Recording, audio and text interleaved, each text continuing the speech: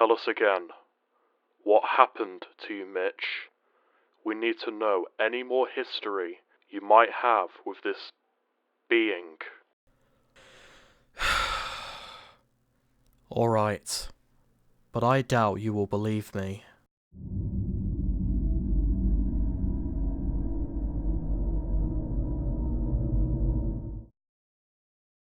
This was about a week ago.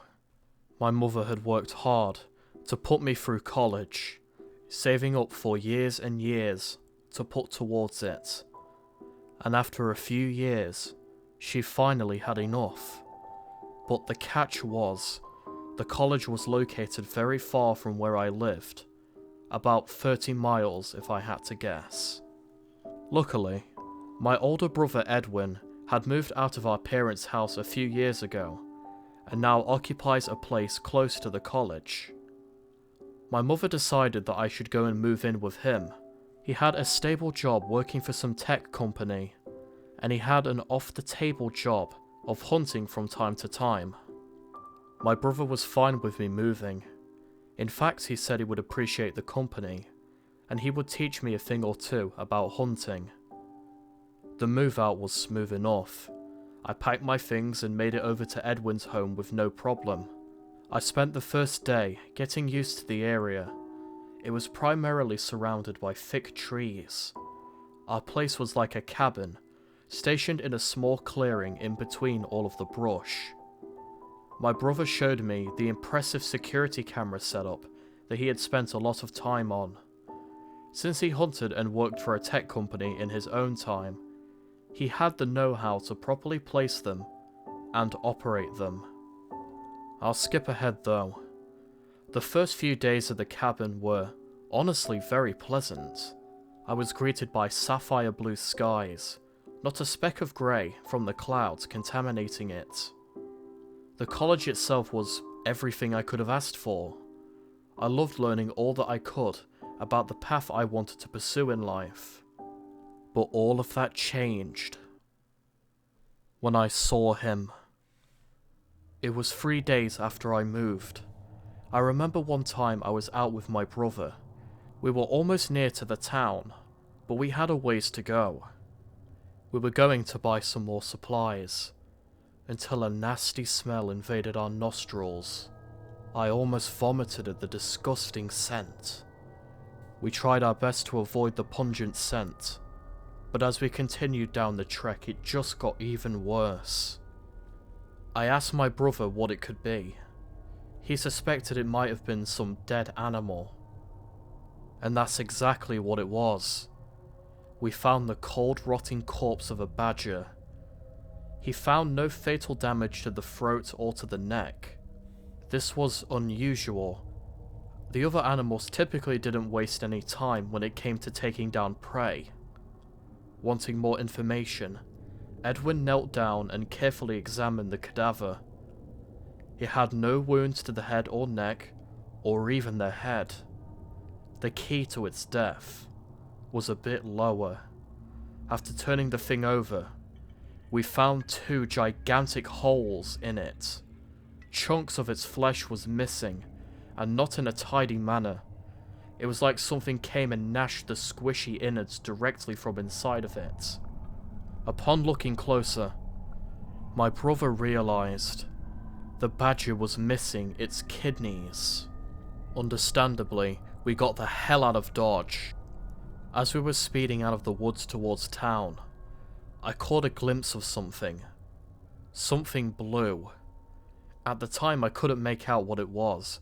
We did put serious distance between us and the corpse. After spending time in the town, the thought of whatever occurred retreated to the back of my mind. No animal body was on the trail by the time we returned. Maybe some other animal came and finished it off. But whatever it was, I would learn this would not be the end of it. And for the next 2 days or so, the same thing kept happening. My brother and I found the corpses of several animals just strung about arbitrarily. It ranged from barn owls, foxes, and even the likes of hedgehogs. I noticed that one of these animals had some kind of black liquid on it, partially staining the coat with a sticky texture. I didn't touch it. I mean, would you? Instead, I chose to just hide back at the house for the day. I caught a sight of something again, but I only managed to catch a glimpse before it quickly vanished. Whatever it was, it made itself scarce quickly. I remember talking to Edwin about it. He always tried to stay cool in these situations, and he reasoned it was most likely some kind of animal in the vicinity that chose our woods as its own personal hunting grounds. It didn't explain the black liquid though. It would be too easy to label it as some kind of waste from an animal. But the colour of black, it was too thick. It almost looked like tar. I felt anxious every second I stayed in the area. It got to the point of me developing insomnia. The next morning, it seemed as if things had finally gotten back to normal. We checked the area for any signs of death or another presence. Nothing. The smell of the clean air was present, no aroma of the deceased stagnated around. We went as far as to check the security system my brother had set up. We rolled back the footage between all of the days, and no such thing was out of the ordinary. The rest of the day was fine, until the evening struck. My brother told me he forgot to purchase some more hunting gear from the local stores. He needed to head back into town at once to grab what he needed. There was plenty of game out that night, and he wasn't going to miss the opportunity. I assured my brother I would be fine. I was given all the lessons about safety, how to secure a house, and in general just using common sense to avoid strangers. So I let him go on his way, and he left. For about an hour or so I just sat bored, playing some video games, watching the animals run amok. I then remembered the security cameras. It was now getting dark out. The wind blew a gale through the trees. I was quite disappointed when I looked at the security cameras and was greeted with nothing. I didn't know if my brother had some form of night vision installed on these cameras. But despite the fact that I couldn't see, I could hear. I heard a strange noise come from the cameras. I couldn't describe it to you even if I tried, but to say it was from an unhuman being would be an understatement. I heard faint rustling sounds on the camera, like it was moving away. That camera was the furthest one away from the cabin than any of the other ones set up. It didn't happen again after that. I made the decision to try and catch up with some lost sleep. All the nights and insomnia were starting to take their toll on me, and my body was used to sleeping for 7 hours or more on the daily. I woke up suddenly, only an hour or two later, to the smell. It was clear as day. It was the smell of decomposition. My body ran as cold as ice. I instantly went to check on the security cameras. I went a bit too fast and knocked one of the buttons on the whole system. Rather than an error or a mechanical buzz, I was greeted with vision. There was a night mode on these cameras after all. Without wasting time, I made sure to flip through each camera, analysing each and every single one. I noticed one of them was out of place. Normally the camera closest to our house was stationed high on a nearby tree. This was a smart move, as the height allowed better vision, and it was less likely that somebody would spot it. But not this time. Instead, the camera was now lying on the ground, still facing the front door, but not on its original spot. As I watched that camera, I heard what sounded like footsteps on the crunchy leaves.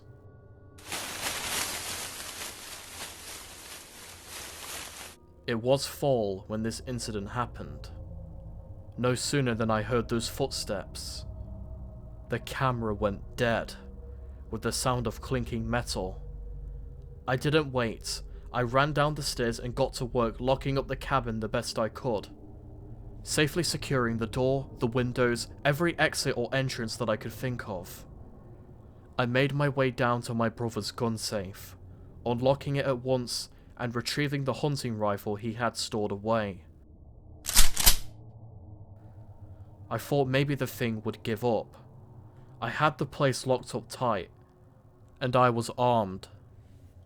And for the next 20 minutes or so, all I heard was silence.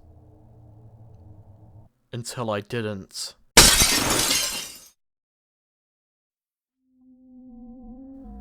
It broke my window. My body froze to the floor as the sound of shattering glass replayed several times in my brain like a broken record.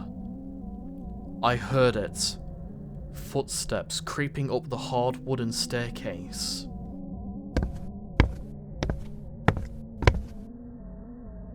It sounded so human, you would mistake it for any other man.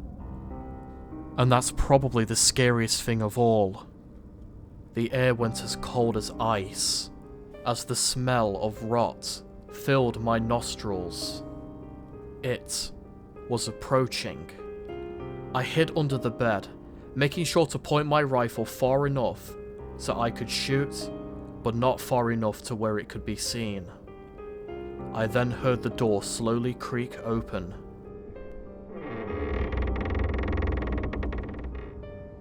As the same black liquid spilled onto the floor, I saw this intruder was wearing boots, smeared with the same substance. I knew it was right over me. I didn't know if it knew where I was.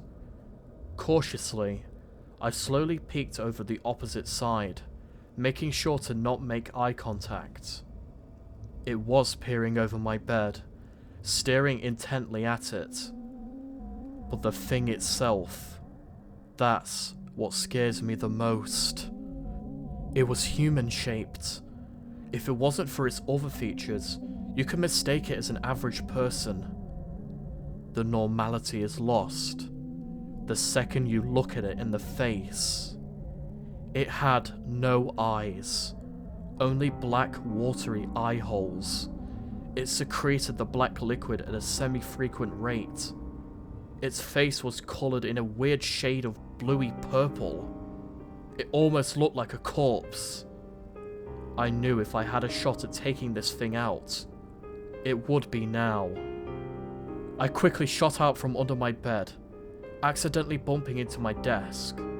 I saw the thing's face quickly whip around to see me. Wasting no time, I shot my shot.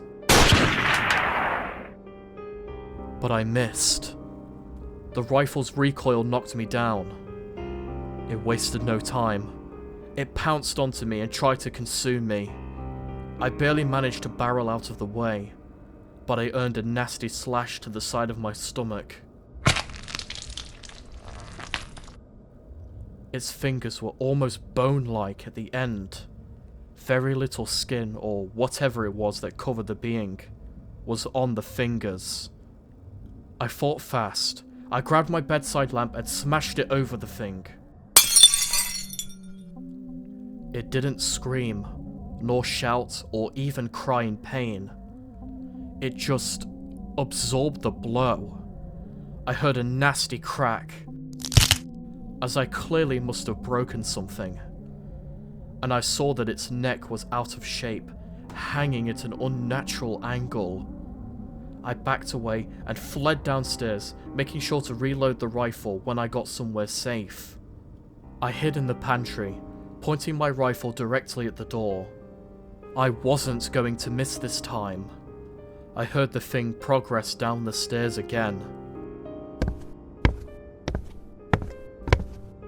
As I heard footsteps enter into the kitchen, I heard a sickening crunch.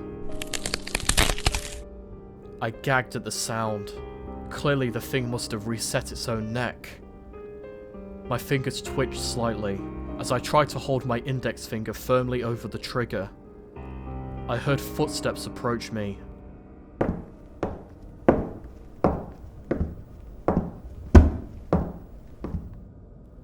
then silence. The only thing audible was my heavy breathing and my occasional feet tapping out of anxiety. And before I knew it, the door was kicked down. Instantly being met with the hard wood, I took the full brunt of the impact, which broke my nose. I dropped my rifle and immediately dove down to retrieve it. I felt my stomach being punctured. Helplessly, I watched the creature stick its digits further into my chest, staining more and more of its body with my crimson blood. I couldn't move. I couldn't scream. All I could do was watch. There was no mistaking it. This was no man. Not anymore. I saw the thing's other hand reach for the bluish part of its face. I watched as the creature tore it away. It was skin, not a mask. Underneath I saw decomposition. I was greeted with a human face, midway through black putrefaction. It had no eyes, rotting gnashing teeth, and the black liquid erupted onto the floor. I couldn't tell you, but this was a corpse that began to walk. It wasn't a zombie, but it was clearly something more. The black liquid was its blood, turned black due to further stages of decay. It moved me closer to its mouth, allowing it to spray my hair and face with the disgusting black blood. It raised me high into the air, exposing my stomach. It was clear what it wanted to do. However, it never got the chance.